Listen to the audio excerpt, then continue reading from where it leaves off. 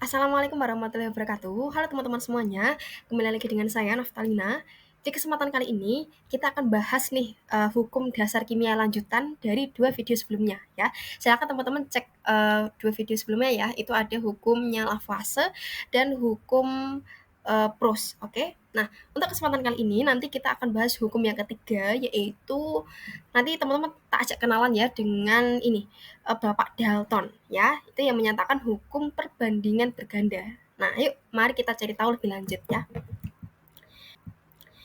Nah, ini teman-teman ya, kita udah bahas tiga, berarti kalau sekalian sama video hari ini ya, itu kita udah bahas tiga, yuk kita lanjutkan. Kira-kira apa sih temuan dari si Bapak Dalton ini? Yuk. Nah, ini teman-teman ya, si Bapak Dalton itu menyatakan bahwa itu ada hukum dasar kimia itu salah satunya ada hukum perbandingan berganda ya, atau boleh juga disebut sebagai hukum kelipatan perbandingan. Jadi teman-teman kalau ada istilah itu berarti jangan bingung ya, itu istilah yang sama yaitu sama-sama hukum perbandingan berganda ya. Nah, untuk bunyi hukumnya itu seperti apa sih ya teman-teman? Jadi ingat ya teman-teman ya, bila dua unsur itu dapat membentuk lebih dari satu senyawa ya, dan jika massa dari salah satu unsur penyusunnya itu sama atau di sini konstan tetap ya, maka perbandingan massa unsur yang lain itu merupakan bilangan bulat dan sederhana. Gampangnya gitu teman-teman ya. Jadi nanti ada massa dari salah satu unsur itu sama, berarti massa yang lain itu perbandingan bilangannya adalah bulat dan sederhana. Contohnya seperti apa sih? Nah, ini ya. Saya saya akan jelaskan. Jadi ini eksperimennya si Dalton itu saya contohkan di sini ya. Ada senyawa CO dan CO2 ya. Jika teman-teman lihat kan senyawa ini terdiri dari ada dua unsur penyusun yang sama ya, ada C dan O ya.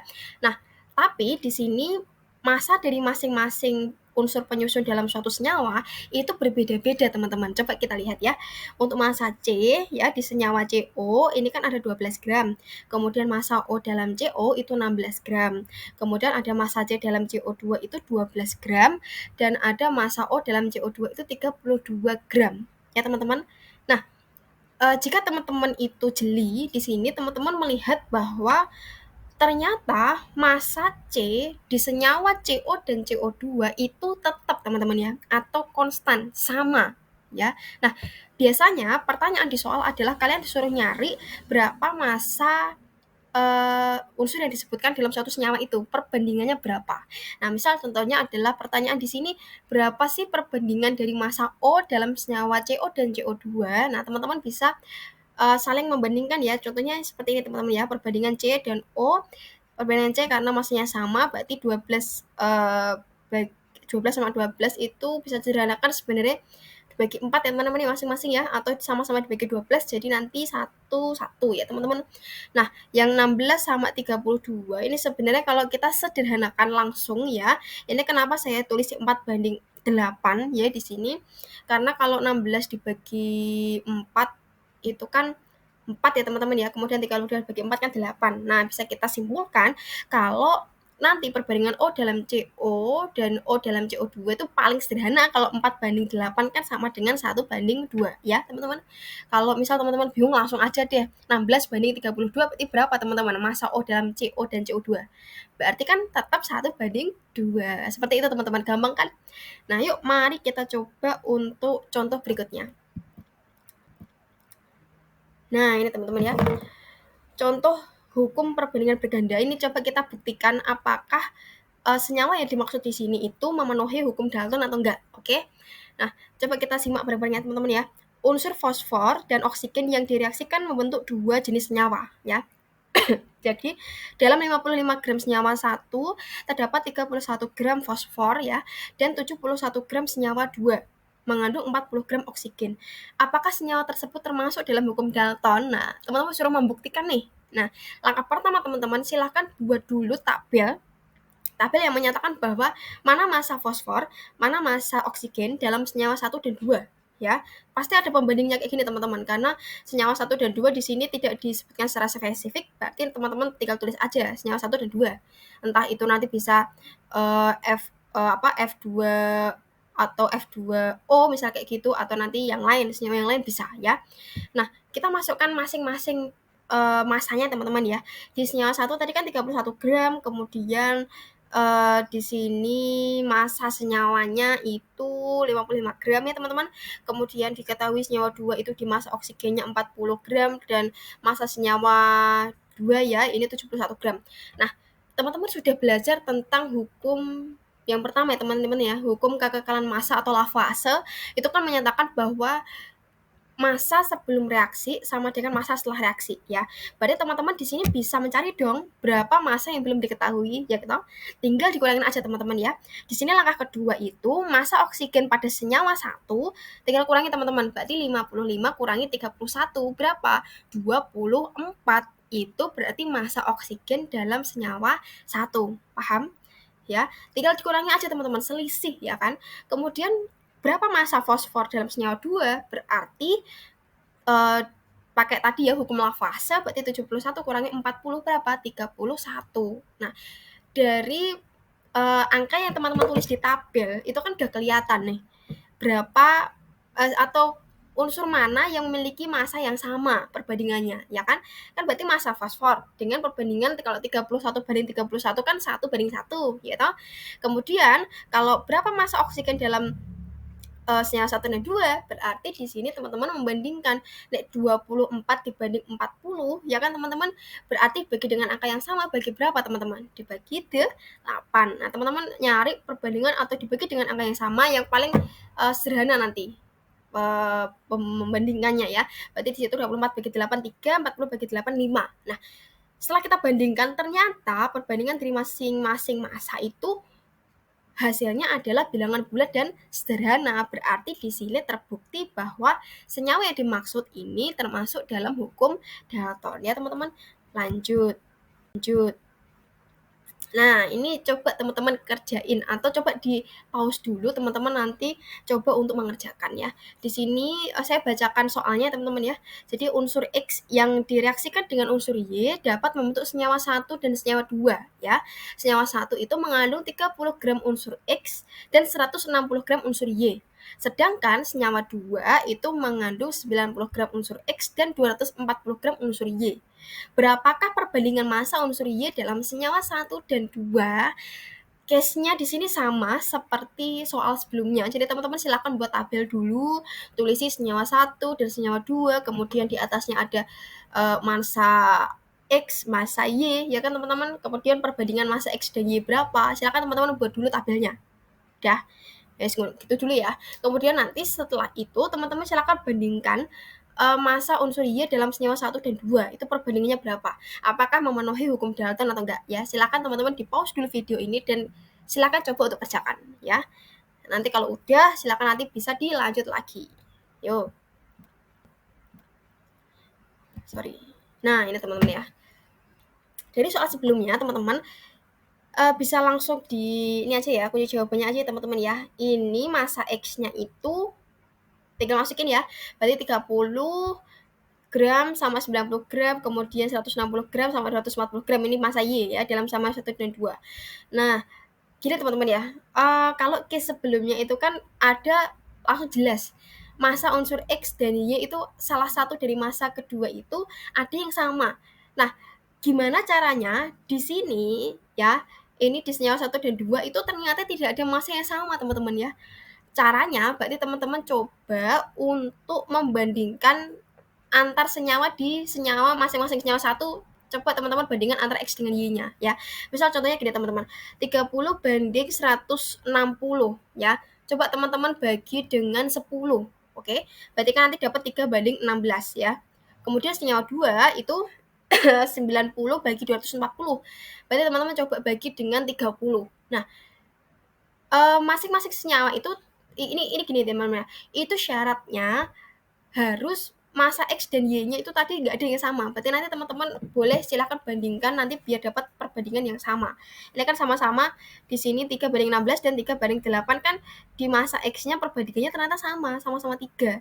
Nah, kalau pertanyaannya itu teman-teman disuruh nyari masa unsur Y dalam senyawa 1 dan 2, berarti di sini teman-teman langsung bandingin aja. Kalau 160 banding 240 kan tadi 16 banding 24. Teman-teman langsung bagi aja dengan berapa teman-teman ya? Atau 16 bagi 8. Tadi kan gitu toh. 16 bagi 8 berarti 2:1. Gitu gampang ya teman-teman. Nah, gampang dong. Nah, yuk saya punya 2 soal lagi. Silakan teman-teman disimak terus.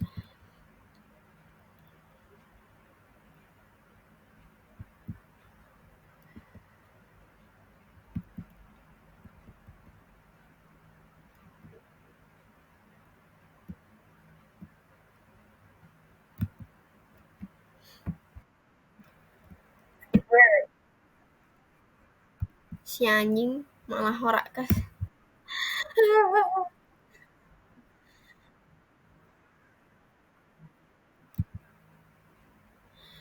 Sedih banget nih anjing. Sip. Nah, ini contoh berikutnya teman-teman ya. Ini ada unsur belerang es dan oksigen membentuk dua jenis senyawa. Jadi ada kadar belerang dalam senyawa 1 adalah 50% dan senyawa 2 adalah 40% ya. Apakah hukum perbandingan berganda berlaku untuk senyawa berikut? Nah, teman-teman silahkan dilihat ya. Atau coba untuk dikerjakan ya. Jadi seperti biasa teman-teman buat tabel kemudian di sini tulisi masa S dan O-nya berapa. Nah, ini teman-teman. Yang berbeda di sini adalah karena di sini pakainya kadar. Kadar itu teman-teman langsung pakai aja jadiin massa. Jadi 50% itu anggap aja massnya 50 ya. Berarti kalau belerangnya S di sini 50, coba teman-teman jadi gini teman-teman ya. Dalam satu senyawa itu kita anggap 100%. Jadi kalau dalam senyawa satu udah ada massa S-nya 50%, berarti massa O-nya berapa? Berarti 100 kurangi 50, berarti 50 ya. Nah, kemudian senyawa 2 juga sama. Senyawa 2 di sini 40%. Nah, berapa massa O? Berarti kayak tadi, berarti 100 kurangi 40 sama dengan 60. Silakan teman-teman untuk bandingkan dan kira-kira massa belerangnya apakah sama atau memang berbeda. Nah, syarat untuk masuk dalam hukum perbandingan berganda kan bilangnya adalah salah satu massa unsur itu perbandingannya harus bulat dan sederhana ya. Lanjut ya untuk melihat pembahasannya. Nah, ini teman-teman ya. Ini itu berarti kayak tadi kita sebutin ya, berarti bentuknya kayak gini. Tabelnya, kemudian nanti teman-teman silakan bandingkan ya, karena 50/50 itu 1:1 ya. Kemudian 40/60 sama-sama dibagi dengan 40, berarti 1:1,5 ya. Nah, mungkin teman-teman berpikir kalau 1,5 itu kayaknya bukan bilangan bulat dan sederhana deh. Nah, berarti teman-teman bisa akali sebenarnya pakai apa? 1:1,5 itu kan kita bisa misalkan atau kita kalikan 2 ya, berarti kan nanti jadi 2/3. Ya, kalau misalnya kita nggak mau dalam bentuk desimal, berarti kita pakai 2/3 kan sama-sama toh, ketika sama-sama dibagi 2 kan jadinya 1/1,5 ya. Berarti ini memenuhi hukumnya Dalton, oke? Lanjut nomor 4. Nah, ini teman-teman silakan untuk dikerjakan ya. Ini ada ketika unsur A dan B direaksikan, maka akan terbentuk dua macam senyawa ya. Senyawa 1 mengandung 40% unsur A, dan senyawa 2 mengandung 25% unsur A. Tentukan perbandingan massa unsur B sehingga mengikuti hukum perbandingan berganda.